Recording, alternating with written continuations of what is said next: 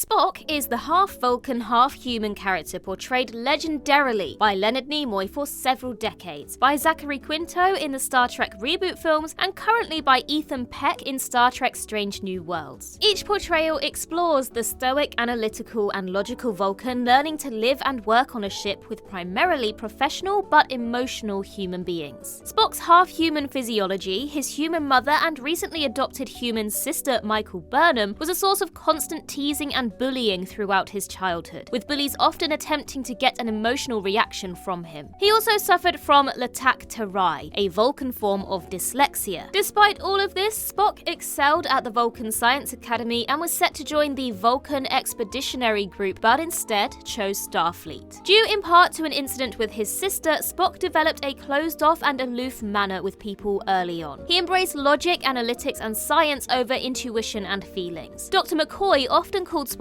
unfeeling, but the truth is that Vulcans have very strong emotions, and Spock sometimes lets his emotions override his logic. And so with that in mind, I'm Ellie with Trek Culture, here with 10 times Spock abandoned logic. Number 10. Spock's love life. Spock's first and possibly longest lasting love was T'Pring, with whom he had an arranged relationship at age 7. In Amok time, Pon farr had overtaken the first officer, and he had 8 days to mate or he would die. However, the son of Sarek had become something of a celebrity on Vulcan, and that wasn't something that T'Pring wanted. She invoked Kal-if-Fi, the right for her betrothed to fight for her, and Kirk was chosen as her champion. Christine Chapel was assigned to the Starship Enterprise in 2259 as part of the medical staff. Her open and gregarious nature was a contrast to Spock's quiet and stoic, controlled one. When the pirate Angel took over the Enterprise in the Serene Squall, the first officer and the nurse had to fake a relationship to prevent T'Pring from releasing Angel's lover. In the Kelvin universe, Spock and Lieutenant Uhura had a strong, if occasionally strained, relationship. In the 2009 movie, Uhura openly consoled her captain after the death of his planet and mother, and he looked at her with shame when he lost control on the bridge. Uhura became angry with her Vulcan boyfriend in Star Trek Into Darkness when she thought he was going to sacrifice his life with no thought of her, but he assured her that she was paramount in his thoughts. Number 9. His complicated relationship with his family. Spock had an often strained relationship with his father Sarek, who spent much of his life devoted to logic and service to his people. Sarek had to choose between his biological son and his adopted daughter on who to send to the Vulcan Expeditionary Group. Despite the Vulcan path being the more logical one, Spock chose Starfleet. A rift of many decades emerged between the two men due to this decision. Spock was extremely unhappy when human Michael Burnham was made his foster sister, but he eventually developed genuine affection and began to idolize her.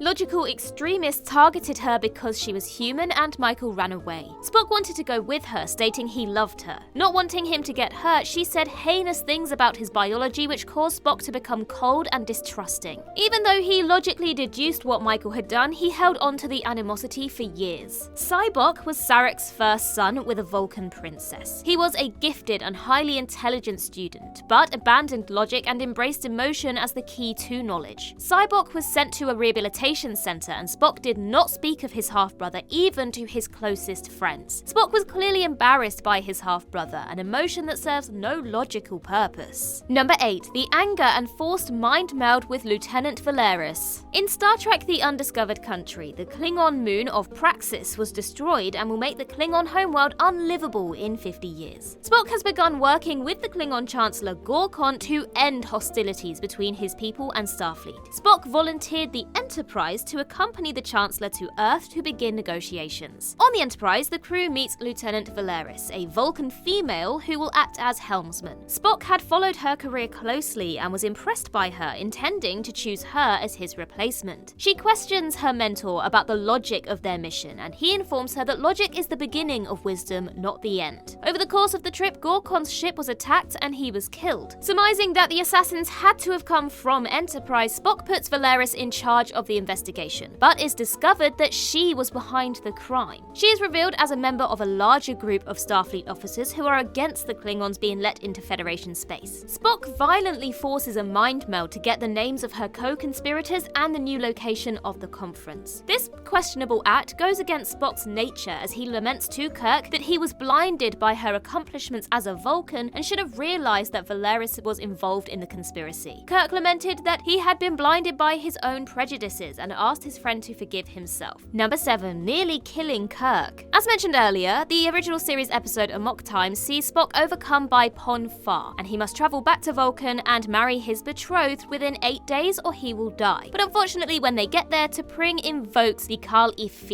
and she chooses Kirk as her champion. Spock was so crazed with brain fever that he did something that he never would have done if he had been in control of his faculties. He killed his friend. In fact, at that moment, killing the captain may have seemed the only logical thing to do. This was how far into the depths of Pon farr Spock had fallen. But the realization of killing his superior officer and friend broke him out of his brain fever, and he returned to the Enterprise to face murder charges. There, he finds Kirk alive and elatedly embraced him before collecting himself and returning to his previous stoic demeanor. Number 6. Both student and Commander Spock gave in to anger when taunted. In the 2009 reboot Star Trek film, young Spock was tormented by 3 Vulcan boys. They berate him about his mixed Vulcan and human heritage, as Spock noted that this was the 34th time that they tried to get an emotional response out of him. One of the boys calls Spock's father Sarek a traitor and his mother Amanda Grayson a human whore. The young Vulcan became enraged, abandoning his logic, knocking the boy into a skill dome and beating him severely. Later, the Romulan Nero from the Prime Universe destroyed Vulcan, killing most of its population, including Spock's mother. Spock and James T. Kirk argued about how to deal with Nero. Spock ordered Kirk removed from the ship, but he returned due to the aid of Prime Universe Spock and Montgomery Scott. At Elder Spock's suggestion, Jim insulted the younger Vulcan, claiming that the death of his mother and his world meant nothing to him until he cracked, beating Kirk savagely until Sarek stopped him. Spock instructed McCoy to judge him as unfit, and Jim took over. It was the younger Spock's mistake to remain in command when the death of his mother had affected him, and trying to compartmentalize it when that emotion was so quickly triggered by Kirk. If the emotional break had happened during a command decision, it could have had devastating consequences. Number 5. Dropped out of KOLINAHR to talk to V'Ger. At the end of the 5-year mission, Spock chose to return to Vulcan to undergo training in the KOLINAHR ritual, which is the ritual for purging of all emotion and learning the mental discipline to keep that state. The training can run anywhere from 2 to 6 years in length. 2.5 years into his training, Spock feels the presence of a vast consciousness and abandons his training. Spock returned to Starfleet and returned to the Enterprise along with the returning Admiral Kirk, where he immediately assumed the role of science officer once again. Within 3 hours of his arrival, Spock helped Scotty fix the issues with the malfunctioning warp drive. Otherwise, Spock was very cold to his former shipmates and did not interact with them any more than necessary. Spock stole a thruster suit and broke out of an airlock. He attempted a mind meld with V'Ger, but was knocked unconscious by the sheer enormity of its intellect. He discovered that V'Ger had learned all that he could in this universe and needed to evolve. William Decker merged with V'Ger and went on to another dimension. Spock stayed with Starfleet, realizing that pure logic would not answer his questions. He began to realize that the Vulcan way was not his way and that he would have to find his own logical path. Number 4. Resorted to emotion to save Galileo. In the 13th episode of the original series, aptly named the Galileo 7, Spock, McCoy, Scotty, and 4 other crewmen are forced to make an emergency landing in the middle of an electromagnetic phenomenon called Murasaki 312 while on board a shuttle. Vicious giant creatures attack the crew on the planet, but due to the loss of fuel, it was determined that it would be necessary to lose 300 pounds from the shuttle for it to be able to take off, or the equivalent of 2 adult males. Spock's cold, calm, analytical demeanor unnerved his crewmates. After briefly using the phasers to scare the giants away, Spock decided that Scotty should use them as a means of propulsion to get the broken ship off the ground. Realizing that they have exceeded the timetable that the Enterprise could wait for them and that the crew disobeying him to save him from a giant attack delayed their takeoff, Spock used all their fuel in one big burst of fire in the hopes that the Enterprise will notice them. It works, but it wasn't the logical course of action. It was an emotional shot in the dark that could have doomed his fellow crew and himself if it hadn't worked. Number 3. Giving up true happiness. In the original series episode This Side of Paradise, the Starship Enterprise is sent to Omicron Ceti 3 to research the destruction of a colony due to deadly Berthold rays. When they arrive, they find that the colonists are not only alive but at the peak of human health. One of the botanists, Layla, is a woman who was formerly in love with Spock, but his Vulcan nature and dedication to his work prevented him from reciprocating. The euphoric colonists claimed that their subspace antenna broke, preventing them from contacting Starfleet. They also claimed that they now embraced a simple life and they refused to leave the planet despite Kirk's insistent demands. The away team succumbs to the euphoria, and Layla took Spock over to a planet that sprays him, causing him pain, then joy, and he begins kissing Layla. McCoy has several plants beamed aboard the ship and it quickly infects the entire crew. With only Kirk left aboard, he becomes infected, but he can't leave his one true love, the Enterprise, alone. He tricks Spock to return to the ship and insults his friend until he becomes angry and begins beating Kirk. Finally, free of the spores, Spock creates a device to create anger in the crew and freed them. Spock is forced to leave Layla and the opportunity for true happiness, albeit chemically induced, for his captain and his crew. Number 2. Engaged in cowboy diplomacy to unite Vulcans and Romulans. In the Next Generation 2-part episode Unification 1 and 2, it is 2368 and Spock has stepped out of semi-retirement and back into his role as a Federation ambassador. He undertook a secret mission to Romulus to meet with Progressive Ambassador Pardek about the Romulan and Vulcan people. Captain Jean-Luc Picard and Lieutenant Commander Data were surgically altered to resemble Romulans and were sent by Starfleet to confront and possibly retrieve Spock. When Picard located the ambassador, he accused him of engaging in the cowboy diplomacy that his own former captain James T. Kirk often employed. Spock stated that it was the consequences of getting Kirk and McCoy involved in the Khitomer incident with the Klingons that caused him to go alone to Romulus. It wasn't the logical decision, but it was the right one. After Spock's plans for unification are hindered by the emergence of Sealer and the realization that Pardek had lied to him, Spock determined it might take years or even centuries for the two races to come together, and decides to stay to work with the planet's underground. Number 1. Spock beat Khan nearly to death. In the alternate Kelvin universe, Captain James T. Kirk saved the Starship Enterprise by kicking a portion of the engine back into place. Because of his closeness to the dilithium that powers the engine, Kirk dies of extreme radiation poisoning, but not before saying a few goodbye words to his friend and second-in-command, Spock. The normally stoic Vulcan becomes so enraged at the death of his friend that he yelled the name of the architect of all the carnage that was befalling the Enterprise crew. Khan! Khan Noonien Singh escaped into San Francisco with Spock in pursuit of him. They ran through the streets and ended up on a pair of flying barges. They began beating each other violently. Singh attempted to crush the commander's skull, but he broke it with a mind meld. Spock used a nerve pinch, but Khan painfully pulled his hand away. Meanwhile, on the Enterprise, McCoy realized that a dead Tribble that he had previously injected with Khan's blood had come back to life. Uhura beamed down to the fight, and the pair were just beating on each other now. Uhura stunned Khan several times with a phaser as she begged the Vulcan not to kill him. Spock is so overcome